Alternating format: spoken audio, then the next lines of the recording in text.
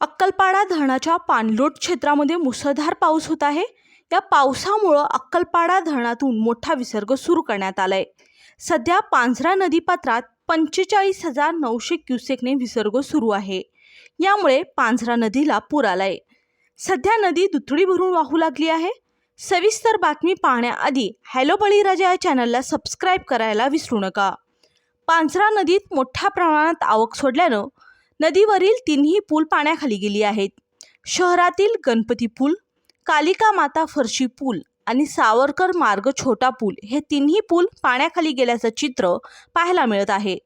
परिणामी महात्मा गांधी पुतळ्याजवळील मोठ्या पुलावरून रहदारी वळवण्यात आली।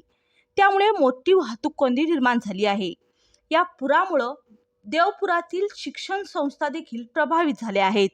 दरम्यान पांझरा नदीला 2019 नंतर तिन्ही पूल पाण्याखाली जातील एवढा पूर आलाय। ही माहिती शहरात सोशल मीडियावरून पसरली। त्यानंतर पूर पाहण्यासाठी नागरिकांनी गर्दी केली आहे।